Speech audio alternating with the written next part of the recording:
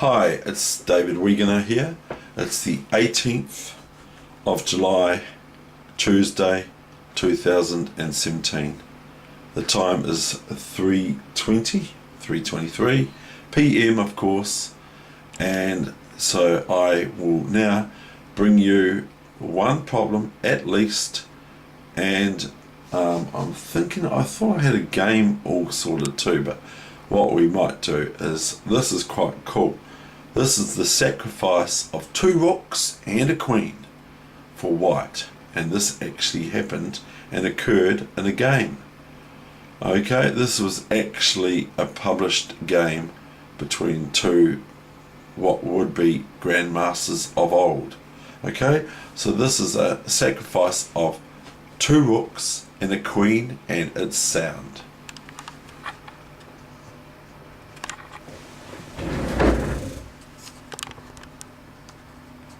Oh, what's going on here?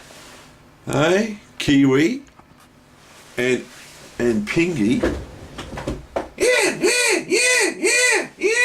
Yeah. Oh, well, was that right, Penguin? Yeah. Oh, okay, fine. And Kiwi, what do you think? Rubbish, Dave, rubbish. Oh, okay, fine. Right, let's get on with it. Now, here we have a position that I could find out what the actual year it was played in. I think it was about 1937, but I can't find it now. It's deep in the book somewhere. White is to move, and white sacrifices a rook and a queen. 2 rooks and a queen. I was going to say a rook and 2 queens, but they sacrifice a queen and 2 rooks, or 2 rooks and a queen, or rook and a queen and a rook, to gain checkmate. And black is realistically unable to do anything about it than to onlook. Okay, here we go. Watch this. Now, first of all, we remove the protection of this pawn.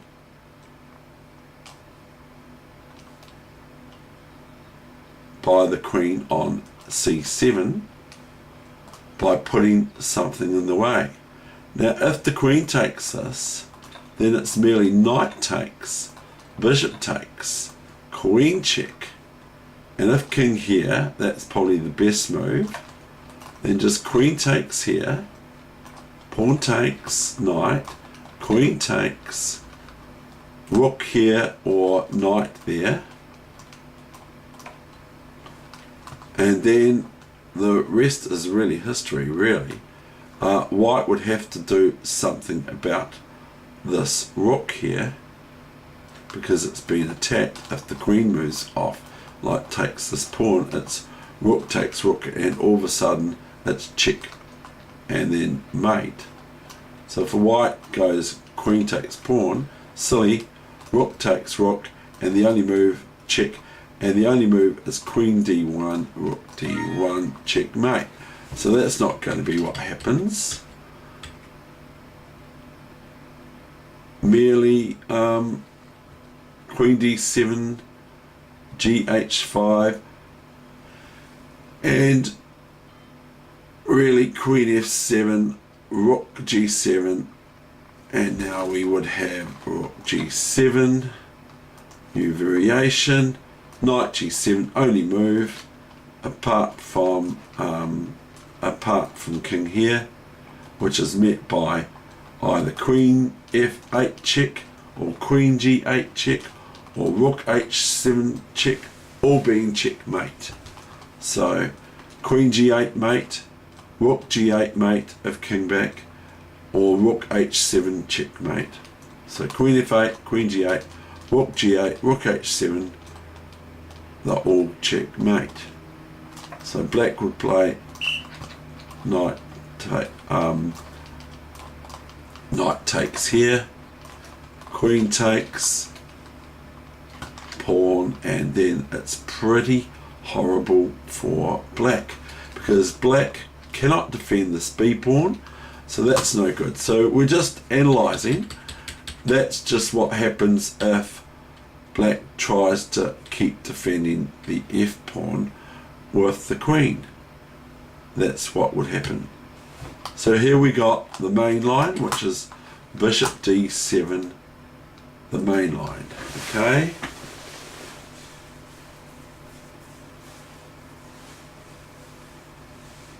Now the skeleton position over here, around the black king, the skeleton position is, if we can get a knight in here, it's checkmate, isn't it? If it can't be taken, if either pawn can't take the knight or whatever, so or a knight can't take. So that's the skeleton position, the X-ray look of the position at hand. So if white can generate some way of having no defense for these two places, for their marauding knights in this case, then it's going to be checkmate. First of all, if this was unable to be taken and the king can't move up, the king has to go back. If the knight wasn't being able to be taken, the king could have to go back to h8, and then it would be knight f7 checkmate. So there's the hint. So the resulting moves are this. Now they've just given away their rook. Now they're giving away a queen. If knight here takes, then it's simply knight to f6 check, which forces the horses move to go from king h7 to h8.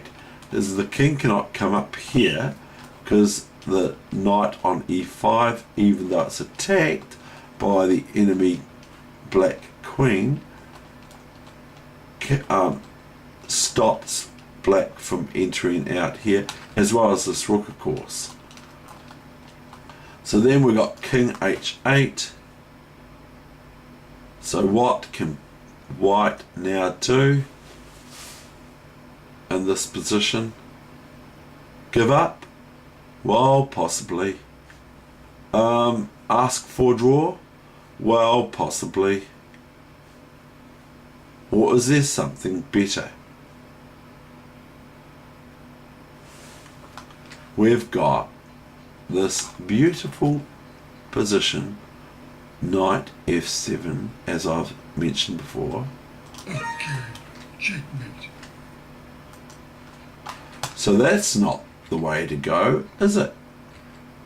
So what happens is after queen g7 check, the king can't move back because it's check still, and even if it could move back, white would merely just take the rook. Or if it was able to move back to here, okay, let's say it could move back to there, let's say the queen can't attack diagonally, which it can, then white would play knight f7 checkmate again, or queen takes rook on g8 checkmate again, because the rook is defending the queen on g7 to g8.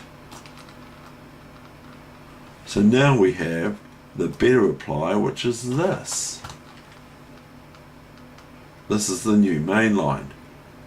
Then comes this, and look at how many pieces white has after this. Look at how many pieces. Some people would say, oh, that wasn't very good, I'll resign. It's very, very easy to do that. And it's easier to resign, of course, but that's not the best move. White has checkmate regardless in two moves of what black plays. So it's a forced checkmate if white plays the right moves. I'm not saying if white plays something like knight take knight or knight here or here, or knight back here to defend their thingy knight or whatever, because they're knight, or pawn here to defend their knight on e5, because white would be met with knight h5. So here we have a checkmate position, don't we, Kiwi? Yeah, yeah! No, that was it. That was you, Penguin. Yeah, yeah, yeah, yeah, yeah! I know, that was you, Penguin. That wasn't Kiwi. What do you think, Kiwi?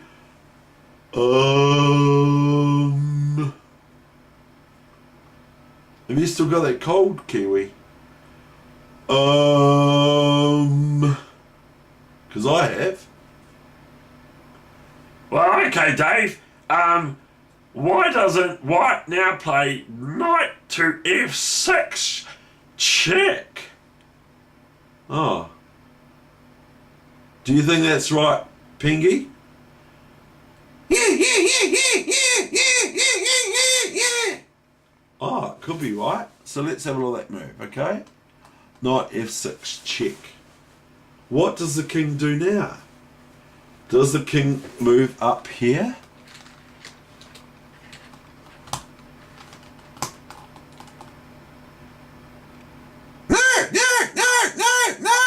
No! Why? Knight check! Oh, okay. Well, we can't do that then. So, can we take this knight? No! What do you think, Penguin?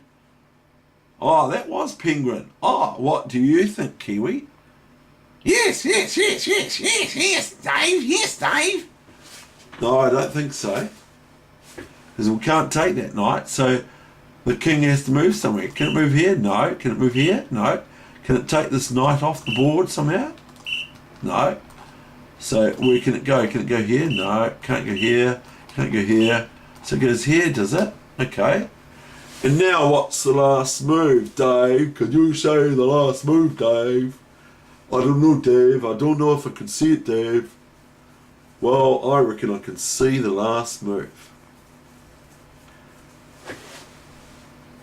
And the last move is this.